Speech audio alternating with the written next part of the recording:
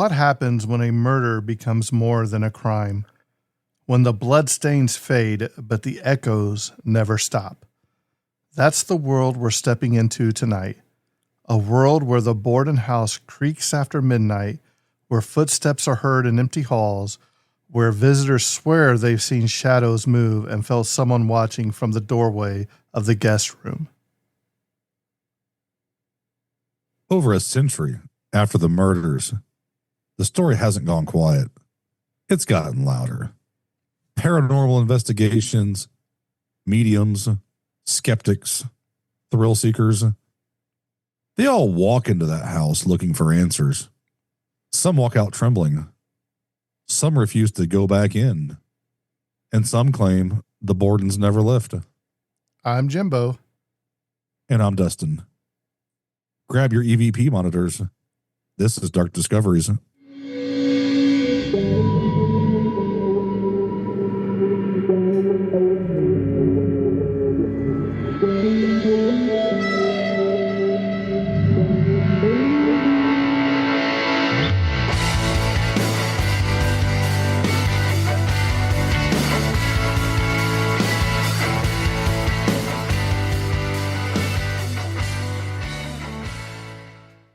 Welcome back to Dark Discoveries. After 8 episodes dissecting the life, motives, murder trial, conspiracies, and repercussions of the Lizzie Borden case, we now step into a different realm, the realm of folklore, hauntings, and supernatural legacy. Because Lizzie Borden isn't just a historical figure anymore, she's a ghost story, a pop culture icon, a tourist attraction, and a name whispered during sleepovers and around campfires. The crime itself was horrific, but the cultural echo that followed became even darker. Today we're moving beyond the trial transcripts and into the strange world of hauntings at the Borden house, paranormal investigations, cursed objects, alleged ghost sightings, and the macabre myth-making that transformed a real tragedy into something supernatural. Whether you believe in ghosts or not, the stories that surround this case are so numerous, so eerie, and so persistent that they've become part of its identity. And in this episode, we're going to explore how a real family murder turned into a haunting that refuses to leave the American imagination. Once a crime becomes a myth, it stops just being a crime. It becomes a symbol, a warning, a piece of cultural identity. And the Lizzie Borden story sits right there on that line, right between reality and legend. People swear they've seen apparitions of Abby and Andrew in the house. Paranormal groups claim to have captured voices and shadows. Objects in the home like sofas, sofa replicas, or bedroom dressers are said to hold psychic imprints of violence. Objects in the home, even in Maplecroft, Lizzie's later mansion, it gets its own share of spooky stories. And the weird part, these tales don't show up for decades. They started right after the murders. Fall River residents whispered out curses and restless spirits almost immediately. So today we're unpacking all of this, the ghost lore, the psychic claims, the house's paranormal reputation, and how Lizzie Borden's case transferred from murder mystery into supernatural phenomenon. The very day after the murders, before the blood on the floors had even fully dried, neighbors began whispering that the Borden house felt wrong. Servants who had worked there spoke of icy drafts, unexplained footsteps, and a suffocating heaviness that hung in the air long before the murders occurred. Some believed, even then, that something dark had settled into the Borden home, something unspoken and unhappy. After the trial, visitors who entered the home reported cold spots in the guest bedroom where Abby died. Others claimed that they heard the sound of a body falling or saw footsteps pacing the upstairs hallway. The Borden house became more than a crime scene. It became a place touched by tragedy so violent that people felt it lingering physically. And once a house gains a reputation like that, it becomes fertile ground for ghost stories. And think about the context. It's the late 1880s, a period when spiritualism was huge.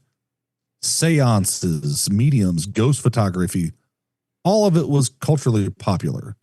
People wanted to believe that spirits lingered after a violent death. How could you have that much trauma in one place and not leave an imprint?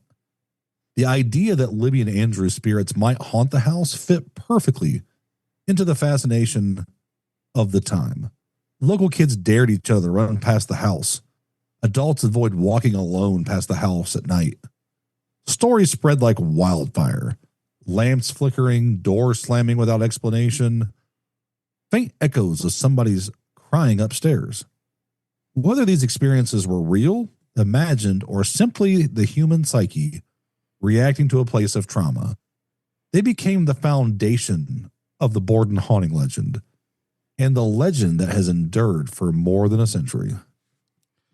So let's fast forward to modern times, and the Borden house is now one of the most famous haunted locations in the entire world.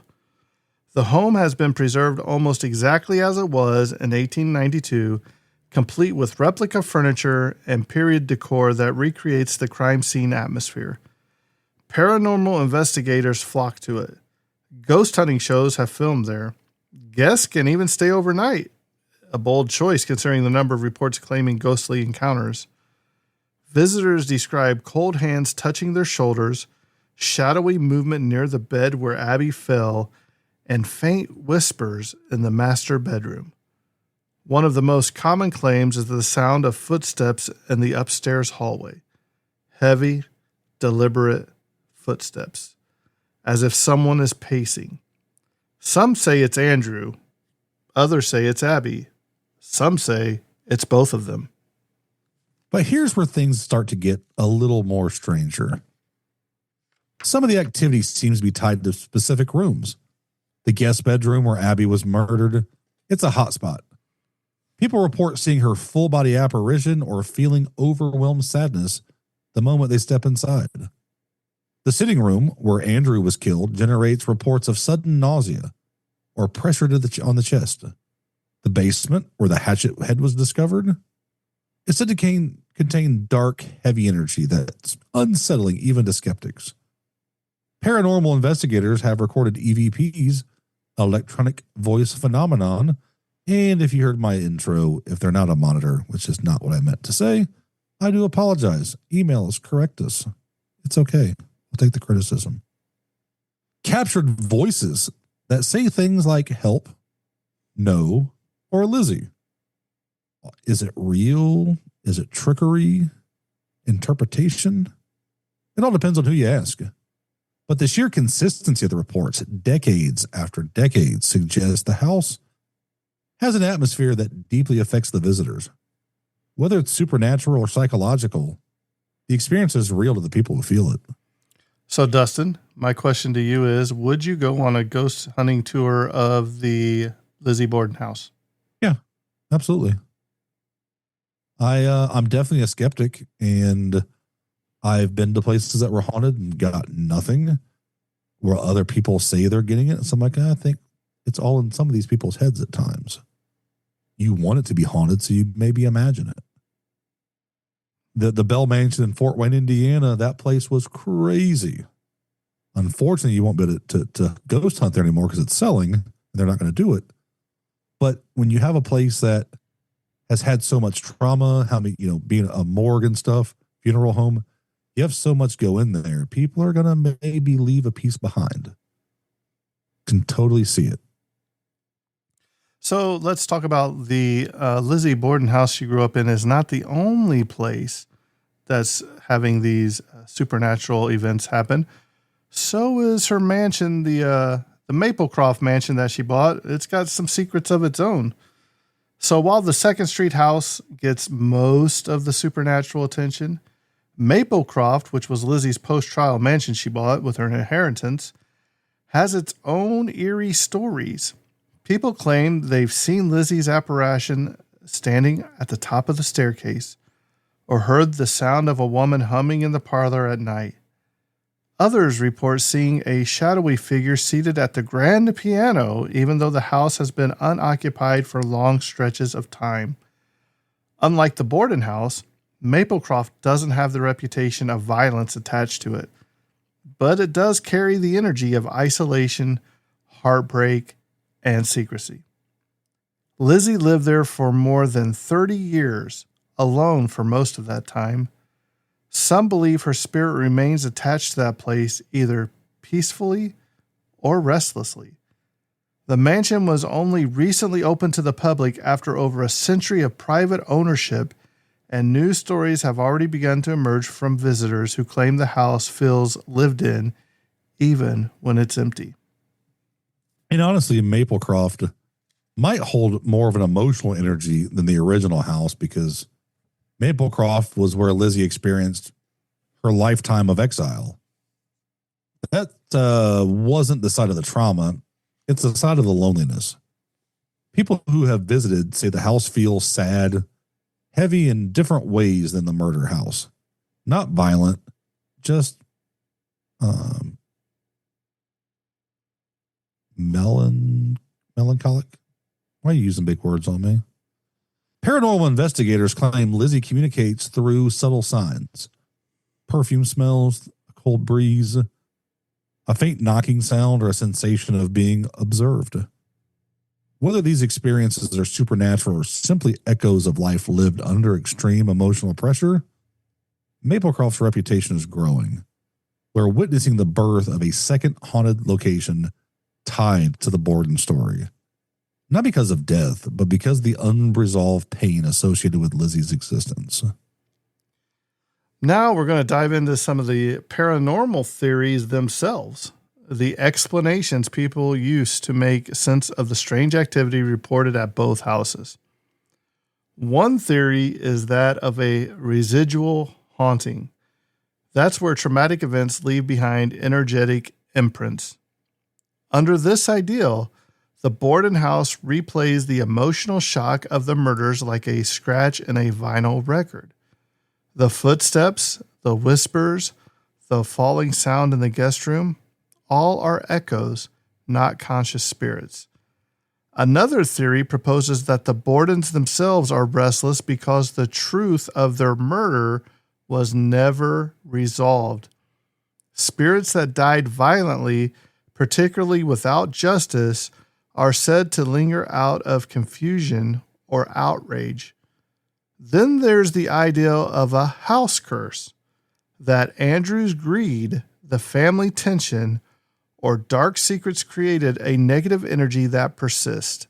Folklore says houses with violence embedded in their history can carry that darkness indefinitely. And then there's the theory that Lizzie herself, living, breathing Lizzie, left a psychic imprint on both homes. She spent her life under emotional strain, facing hate, suspicion, and isolation. Some paranormal theorists believe powerful emotions, especially tied to trauma or rage, can embed themselves into physical places. The theories go even further. Some believe Lizzie's guilt or innocence has nothing to do with it. That the energy of crime, the trial, the decades of speculation created a collective psychic resonance. Basically, the legend itself became a haunting. Imagine millions of people thinking about the house in fear or fascination for over a century. That alone can create an atmosphere that feels charged.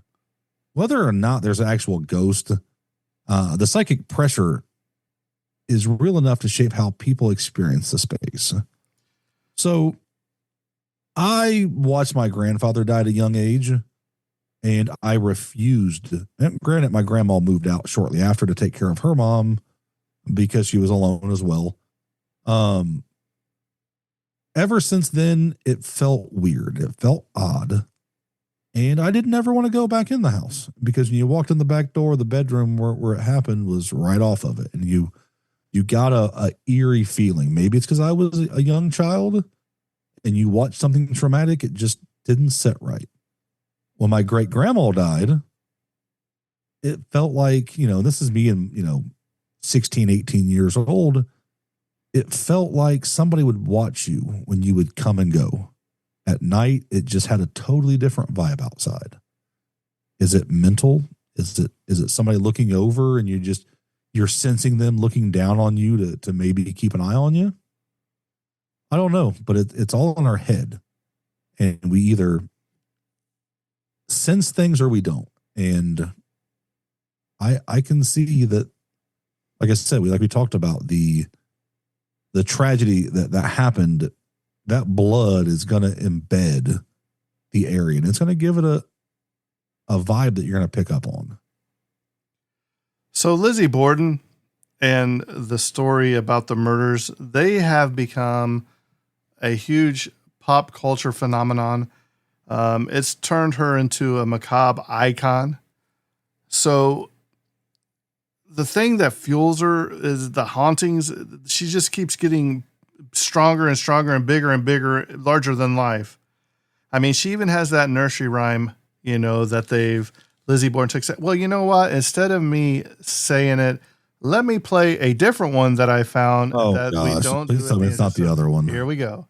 Lizzie Borden took an axe, gave her mother 40 whack. When she saw what she had done, gave her father 41. I'd like to thank Dustin for accompanying that on the xylophone, right? That's like one of them little. I don't know. I muted my headset. It's one of them little tinker toys. The dee, dee, dee, dee. But I mean, she has a nursery rhyme named after, which is cemented her place in folklore, even though it's historically inaccurate because she gave her mother 40 and gave her father 41. We know it's only like 19 and 10 allegedly. We know pop culture and movies in Hollywood, they're always gonna make it a little bit more, appealing. So they're gonna add a little bit of fluff to the story, right? So songs, there's films, there's novels, there's plays, there's documentaries, TV shows. They all have turned her into a character rather than an actual living person. That rhyme alone transforms the murders into a legend children repeated without understanding its weight when you're playing jump rope, I do believe. Hollywood has portrayed her as everything from a misunderstood woman to a crazed killer. Each retelling adds new layers to the myth. And myths are powerful when enough people believe a story, it becomes a kind of reality, at least emotionally. Lizzie Borden isn't just a figure in history. She's an archetype. The haunted daughter, the wronged woman, the secret murderer, the misunderstood icon. Ghost stories cling to archetypes because they reflect collective fears and fascinations. Lizzie's transformation into folk villain parallels figures like Bloody Mary or I don't know who that is. La Llorona? La Llorona, women whose tragedies become supernatural legends. But Lizzie is unique in that her story is grounded in documented history. And yet more pop culture plays with her story the further we drift from the facts. Shows like Ghost Adventure, Destination Fear, and countless YouTube channels amplify the haunting narrative. They film seances, EVP sessions, shadow haunts, feeding both belief and curiosity. The Borden House is now one of the most famous paranormal tourism spots in the world. And with every investigation, every ghost hunting podcast, every horror film adaptation, her supernatural footprint grows a little bit bigger. Its folklore is built in real time by every storyteller who adds their voice to the myth. You really don't know who La Llorona is? I don't. I don't get into a lot of paranormal stuff. Well, it's the I believe it's the Mexican lady that's all dressed in white with the long black hair, and she's always by the water. I don't know if her kids drowned or something, but she always seen crying, and she lures kids, and then she snatches the kids and takes them. No, not ringing a bell. No. Okay, sorry. No. The hauntings are as a reflection of unanswered questions. So at the heart of every haunting, real or imagined, lies an unresolved question. That's why ghosts linger in storytelling, to point towards something unfinished. And the Borden case is full of unfinished business. Who really killed Andrew and Abby? What secrets lay hidden in that house? Why did Emma leave Lizzie? Did Lizzie burn the dress because it was very incriminating, or because it was simply ruined? Why was there no murder weapon conclusively found? These unanswered questions create emotional tension that almost invites supernatural interpretation. The haunting isn't just about spirits. It's about the human need for closure. And without closure, we create narratives to fill the void. The Borden ghost might be metaphors, manifestations of the unresolved mystery that still haunts our culture. That's the core of why people are drawn to the supernatural side of this case. The logic never fully adds up. The physical evidence is contradictory. The behavior of the people involved is strange. The trial didn't resolve anything. The conspiracy theories multiply rather than shrink. So the haunting becomes kind of an emotional outlet, a way to make sense of what history refuses to clarify. People see ghosts because they want to see the victim speak. They want Abby to tell her side. They want Andrew to reveal what he knew. They want Lizzie to confess or to vindicate herself. The supernatural becomes a continuation of the investigation. Whether you believe in ghosts or not, the haunting is a mirror reflecting our fascination with the unknown and our inability to let this case rest. So today we stepped into the eerie aftermath, the hauntings, the legends, the claims of supernatural activity that have become part of the Lizzie Borden story. Whether these ghosts are real or imagined, they reflect something true about the human response to tragedy and mystery. When answers are missing, stories grow to fill the silence. As society, we just love a good mystery. If you can't prove it, disprove it. I mean, it gives you something to look into, and you can form your own narrative. You can pick, it's like what was those novels that you had to read, and then you picked if you wanted to go to page 12 or page 9. Choose your own adventures. Choose your own adventure. It's just like that. You can choose where you want to go and what you want to research, and you can make Lizzie the hero, the victim. You can make her the murderer. You can do whatever you want because there's no set explanation of exactly what happened. We all have our theories, and she was involved, in my opinion. I just don't know if she was alone. So next time, we're going to take this into its final chapter, episode 10, the conclusion of the Lizzie Borden saga. We'll bring together everything that we've explored, the psychology, the murders, the evidence, the conspiracies, and the legacy. And we'll tackle the hardest question of all. Was Lizzie Borden guilty or innocent? Not as a courtroom verdict, but as a historical analyst weighing everything that we've learned. It's been 130 years and the world still can't agree. So episode 10, we're going to try to make sense of the most enduring mystery in American true crime. And as always, remember, spay and neuter your pets, and the deeper you dive, the darker it gets.